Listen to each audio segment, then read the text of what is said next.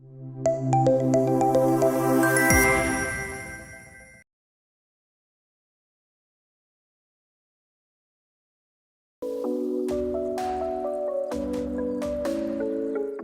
have our guest speaker for the day, Mr. Aaditya Razdan. He's the Senior Enterprise Director, Coursera, and proudly saying that Coursera is also a partner for the forum today, Education Leadership Summit and Award in Guwahati. Welcome you, Aditya, in today's event. Thank you so much. Thank you so much for having us here today.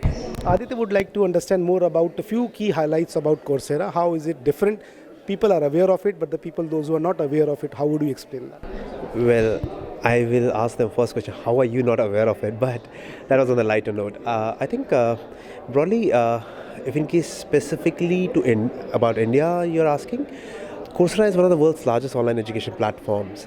India is our second largest market with close to 32 million learners in India. It surpasses Europe as well as our learner base. But I think I'm picking up this conversation from where we were having this conversation offline as well earlier.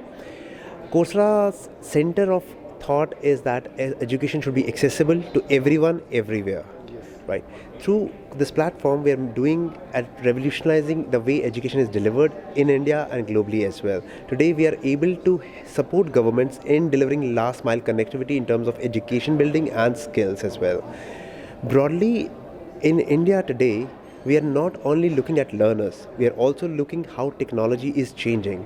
Coursera's India Development Center is at the core of this. So we are making in India, for India and for the world in terms of technologies and all the technological evolutions that you're seeing today. Absolutely. Yeah. The purpose of coming to this part of the country, how is it different from the mainland? I think one point is what I spoke about earlier. I feel India will be developed truly in all possible senses. The way we say Viksit Bharat is when we see a Viksit Northeast as well. For us to be here, the core reason is that we need to have that last mile connectivity in northeastern part of India as well. And today I'm expecting to meet a lot of leaders from government and public university ecosystem here and understand from them how we can collaborate, how we can bring Coursera to the citizens and the students of Northeast. Aditya, how do you see an acceptance of a course which an institute grabs or a professional grabs? Is it more towards the new age learning, or they are also going towards the traditional courses also? I think if in case I talk specifically about campuses, what we have seen so far is they are looking at both the domain-based learning, which we are strong at, and then our extra edge lies in the today's age technology courses, the emerging tech. So we have seen students and teachers both, in fact, taking courses on domain as well as emerging tech. Okay, lovely. Amalgamation of both the things, great. You see the forums like this when we have the technology partners like you, edtech partners, startups, academicians, and the representation from government. How does certain forum helps a community at large? I think you've got the whole ecosystem here. That's how I'll put it, because you have got policymakers who are responsible for creating and influencing that policy, and then you have got stakeholders from campuses who have been very vocal since morning. What is that they're looking at from the government or from the corporates? So when you have this whole ecosystem and you're able to put them all together in different discussion forums, roundtables, they're able to ponder over different ideas. And I think I picked a few points from what the school education chairperson had to talk about and what the other people had to talk about. And there are key takeaways for me as well, and I'm sure there would be a lot of key takeaways for the people who are from either schools or colleges or even from the policy wise, right? And we have some scheduled discussions in some time as well. There's some phenomenal work that's happening there in terms of the government initiatives, in terms of the public university initiatives. Everybody is working towards building a skill muscle today so that they are able to create a very futuristic based talent pool. Correct. Yeah.